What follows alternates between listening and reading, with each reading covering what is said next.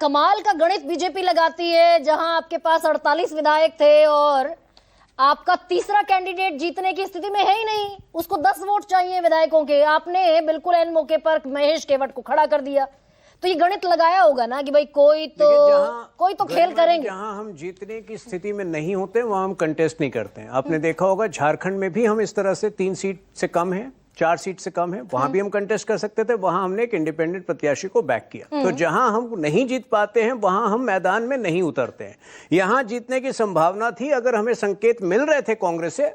और आप अगर भोपाल में जाएं, भोपाल एक सेकंड, मिल रहे थे क्रॉस वोटिंग के कि भाई भोपाल में वो जो 10 सीटें कम है वो कांग्रेस के विधायक क्रॉस वोटिंग करेंगे, आपके पक्ष में वोट कर देंगे। गरिमा जी दिल्ली में हैं, आपको भोपाल की खबरें नहीं पता है। भोपाल में हर व्यक्ति को पता है कि दिग्विजय सिंह जो है नहीं चाहता था कि मीनाक्षी नटराजन जाए और शायद उन्हीं के खेमे ने ये पूरी गड़बड़ी की है। ठीक, ओके। जो क्रिमिनल केस नहीं डिस्क्लोज होना एक बहुत बड़ी बात है, इसको आप ट्रिवियलाइज मत कीजिए। और मैं आपको ये भी बता रहा हूँ, कुछ और इंस्टेंसेस बता रहा हूँ, ये एक इकलौता इंस्टेंस भी नहीं है। नवनीत चतुर्वेदी पंजाब में 2025 में, आप कह रहे हैं आपको ये पहले से पता था कि वो जो 10 विधायक आपके पास कम हैं वो कांग्रेस के विधायक वोट करेंगे, क्रॉस वोट करेंगे, आपके पाले में वोट करेंगे, ऐसा कह रहे हैं तरुण? उम्मीद रहती है क्योंकि बहुत जगह जो है कांग्रेस निष्क्रिय हो चुकी है। बहुत जगह कांग्रेस खुद को, जैसे टीएमसी आज खुद को मार रही है, बहुत जगह पर कांग्रेस में इतने खेमे पैदा हो गए हैं कि कांग्रेस ही अपनी प्रत्याशी को खत्म करना चाहती है।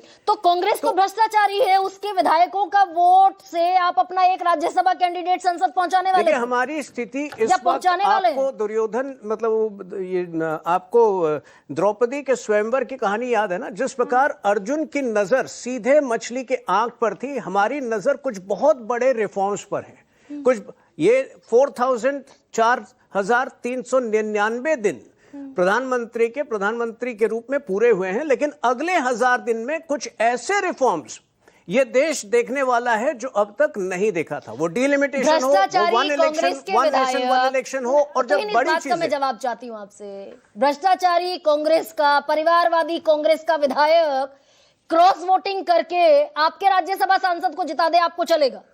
देखिए उससे गुरेज नहीं है बीजेपी। उनका भ्रष्टाचार माफ नहीं होगा। अगर वो भ्रष्टाचारी हैं तो आप इस बात को लेकर निश्चिंत रहिए कि उनका भ्रष्टाचार माफ नहीं होगा। पर उनका वोट आपको जिता दे, अगर वो वोट आपको चल जाएगा। अगर वो किसी एक विषय पर देश हित में भाजपा का समर्थन करना चाहते हैं, इस वक्त नंबर्स जो हैं, कुछ बड़े सुधार के लिए नंबर्स जरूरी हैं। और वेस्टमिंस्टर डेमोक्रेसी में नंबर्स का खेल बहुत बड़ा होता है।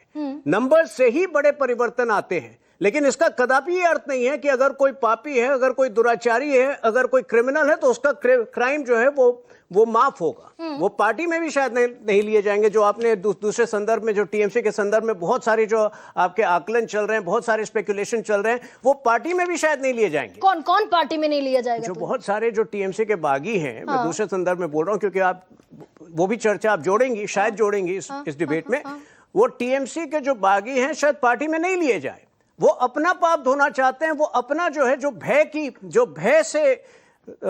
भय की राजनीति में जी रहे थे, ममता बनर्जी के डर में जी रहे थे। सबसे करप्ट चेहरे को पार्टी में ले रखा है, मुख्यमंत्री बना रखा है बंगाल का।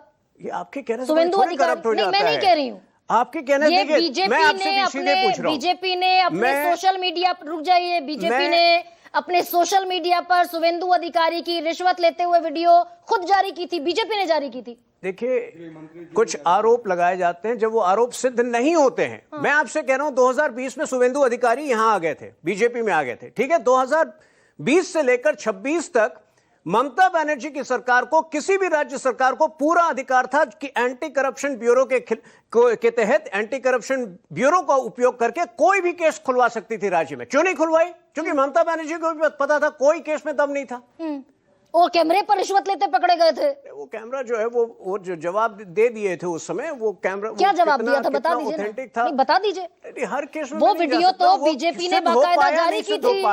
वो क्राइम जो है नहीं सिद्ध हो पाया ना। मैथुअल ने 2 साल लगाए, इन्वेस्टिगेटिव रिपोर्ट अपनी जारी की, वीडियो निकाला, स्टिंग ऑपरेशन किया। बीजेपी ने स्टिंग ऑपरेशन जारी किया बाकायदा सोशल मीडिया पर। वो जब आरोप लगते हैं, जब हम दूसरी पार्टी में होते हैं, लेकिन कई आरोप सिद्ध नहीं हो पाते हैं ना। अगर सिद्ध नहीं हो पाए, क्या बहिष्कार कर दो उस कैमरे पर नोटों की गड्डियां लेते हुए शुवेंदु अधिकारी ड्रॉर में रखते हुए दिख रहे हैं, आप कह रहे हैं कैसे सिद्ध होगा? देखिए, राजनीति में जब तक आरोप सिद्ध नहीं होता, वो विजुअल जो आप देख रहे हैं वो विजुअल भी ऑथेंटिक था कि नहीं, वो नहीं सिद्ध हो पाया। अच्छा, लेकिन आरोप जब विपक्ष में होते तो आरोप लगाया जाता है। अच्छा तुहिन, ये जो परिमल नाथवानी है भाई, इन्होंने तो कितनी सारी जानकारियां छिपाई, इन्होंने तो कमाल कर दिया। वो जिनका बात जिक्र अभी आप कर रहे थे, उन्होंने ना तो अपनी व्यक्तिगत जानकारी दी, झारखंड के जो राज्यसभा के आपके समर्थित उम्मीदवार हैं परिमल नाथवानी, नाम उन्होंने गलत बता दिया। जिस कंपनी में डायरेक्टर हैं वो उन्होंने जानकारी छिपा ली, नामांकन फॉर्म में सारे कॉलम छोड़ दिए, ज्यादातर कॉलम छूटे हुए हैं। जानकारी है उनके पास कुछ क्वेरीज गए थे कल, आपराधिक मामलों से जुड़े मामलों की जानकारी नहीं दी। जो कुछ कल उनके पास कुछ क्वेरीज भेजे गए थे और उन क्वेरीज के संतोषजनक उत्तर पाने के बाद ही उनका नामांकन जो है स्वीकार किया गया, जो मेरी 11 बजे तक का वक्त दिया। और दूसरी बात मैं आपको कुछ बता दूं, ये जो आप मीनाक्षी नटराजन का केस लेके चल रही हैं, देखिए कई ऐसे इंस्टेंसेस है। नवनीत चतुर्वेदी 2022 में जनता पार्टी के कैंडिडेट थे पंजाब से, उनका भी जो है नॉमिनेशन इसी प्रकार से रद्द हुआ था। उनका कहा जा रहा था कि कोई जो एक व्यक्ति जो साइन कर रहा था उनके बिहाफ में, उसका सिग्नेचर फर्स्ट था। क्या किया उन्होंने? उसके बाद उन्होंने हाई कोर्ट में मामला ली, उसको कंटेस्ट किया, फिर सुप्रीम कोर्ट गए। तो आज कांग्रेस के पास ये विकल्प है, अगर कांग्रेस को लगता है कि ये गलत निर्णय लिया गया है तो जाए वो कोर्ट में। तो बिना मतलब का इलेक्शन कमीशन को हमेशा दोषी करार देके हमेशा जो है कहना कि इलेक्शन कमीशन उनके विरुद्ध है, ये मेरे ख्याल से सही नहीं है। परिमल नाथवानी को आज तक का वक्त क्यों दिया गया नॉमिनेशन फाइल करने की? मामले अलग थे, तारीख तो कल आखिरी थी, मामले अलग थे। बताइए ना कौन सा मामला अलग? वो जानकारी छिपाते हुए दिखाई दे रहे हैं। फॉर्म क्रिमिनल केस उन्होंने नहीं छुपाया था। जो भी क्वेरीज उनके पास भेजी गई थी डायरेक्टर, किसी कंपनी के डायरेक्टरशिप को लेकर, जो नाम में कुछ वो आ रहा था, इरेगुलरिटी आ रही थी, उन्होंने जवाब दिया।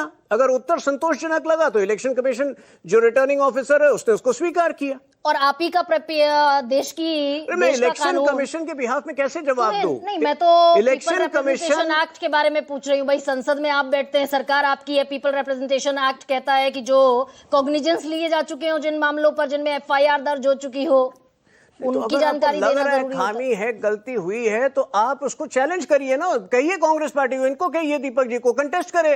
दिखा रहा हूं मैं। अच्छा, अब सुप्रीम कोर्ट पे भी आपको भरोसा नहीं है, इलेक्शन कमीशन पर भी भरोसा नहीं है।